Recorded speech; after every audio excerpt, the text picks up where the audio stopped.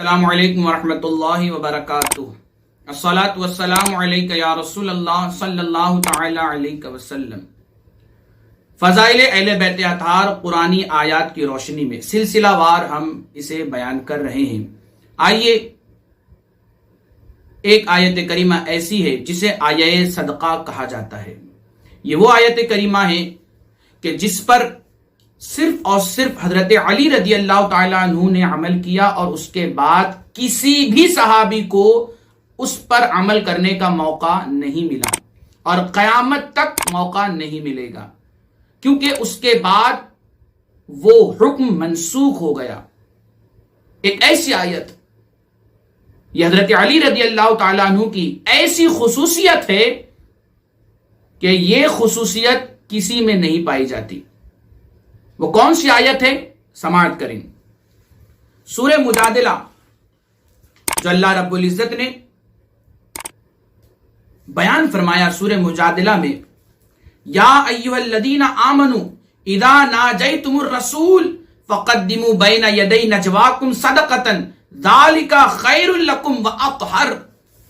سورہ مجادلہ 28واں پارہ، آیت نمبر 12۔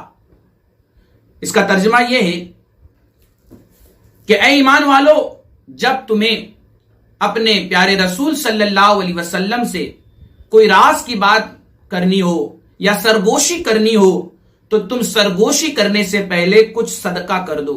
یہ تمہارے لیے بہتر ہوگا، تمہارے لیے طہارت کا ذریعہ بنے گا، پاکیزگی کا ذریعہ بنے گا۔ یہ آیت کریمہ کب نازل ہوئی؟ میں آپ کو بتاؤں کہ حضور صلی اللہ علیہ وسلم کی بارگاہ میں مالدار صحابہ اور مالدار حضرات آیا کرتے تھے اور سوالات کیا کرتے تھے، اپنی باتیں کیا کرتے تھے، مسائل پوچھا کرتے تھے، اور مشکلات کا حل بھی لیا کرتے تھے۔ مسلسل امیر حضرات حضور علیہ الصلوۃ والتسلیم کی بارگاہ میں رہتے غریب حضرات نہیں پہنچ پاتے تھے۔ حضرت علی رضی اللہ تعالیٰ عنہ نے جب یہ منظر دیکھا تو آپ کو یہ بات ناگوار گزری کہ عمرا اور امیر حضرات اور مالدار حضرات کو حضور کی بارگاہ میں آنے کا موقع اور شرف ملتا ہے، مگر غریب حضرات کو نہیں ملتا۔ آپ نے حضور صلی اللہ علیہ وسلم کو مشورہ دیا کہ یا رسول اللہ صلی اللہ علیہ وسلم، کیا ہی اچھا ہو کہ ان مالداروں پر کچھ صدقہ لاگو کر دیا جائے کہ یہ جب بھی آپ سے بات کرنے کے خواہش مند ہوں تو یہ غریبوں کو صدقہ دیں، اور پھر اس کے بعد آپ کی بارگاہ میں آئیں۔ اس سے فائدہ یہ ہوگا کہ غریبوں کی دل جوئی ہوگی اور ان کے خرچ کا انتظام بھی ہو جائے گا۔ حضور صلی اللہ علیہ وسلم نے فرمایا، اے علی، تم نے صحیح کہا، لیکن میں کوئی بھی کام اللہ کے حکم اور اس کی مرضی کے بغیر نہیں کرتا ہوں۔ اس کے بعد یہ آیت کریمہ نازل ہوئی اور اللہ نے فرمایا، اے ایمان والو، جب تم میرے رسول سے کوئی راز و نیاز کی بات کرنا چاہو تو بات کرنے سے پہلے صدقہ دے لو، یہ تمہارے لیے بہتر اور پاکیزہ ہے۔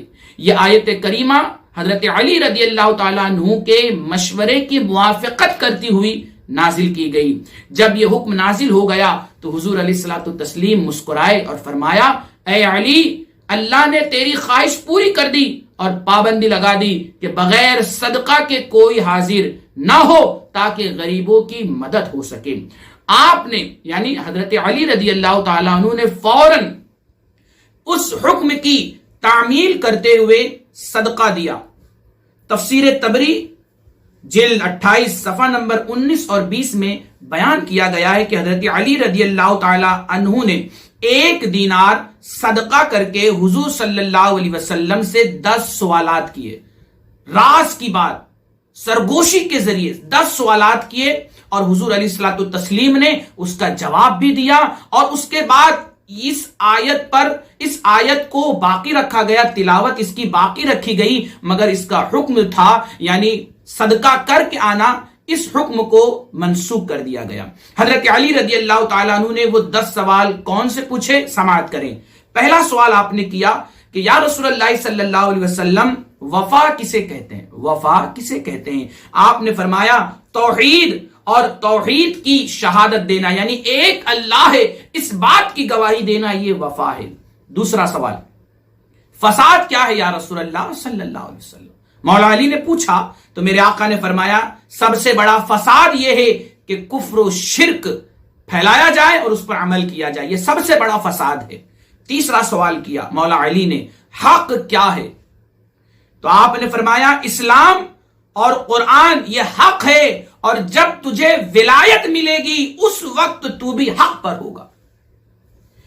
چوتھا سوال کیا حیلہ یعنی تدبیر کسے کہتے ہیں؟ تو میرے آقا نے فرمایا تدبیر یہ ہے کہ ہیلے بہانے کو ترک کر دیا جائے۔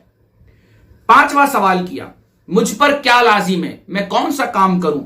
تو حضور نے فرمایا اللہ تعالی اور اس کے رسول کی اطاعت کرنا اے علی تیرے لیے لازم ہے۔ چھٹا سوال کیا اللہ تعالی سے کیسے دعا مانگوں، کس طرح سے دعا مانگوں؟ تو آپ نے فرمایا سچائی اور یقین کے ساتھ تو دعا مانگ، اللہ تیری دعا قبول فرمائے گا۔ ساتواں سوال کیا مانگوں؟ تو میرے آقا نے فرمایا عافیت کا سوال کرو، عافیت دنیا و آخرت میں عافیت کے ساتھ تم رہو، یہ دعا مانگو۔ آٹھواں سوال کیا کہ اپنی نجات کے لیے کیا کروں؟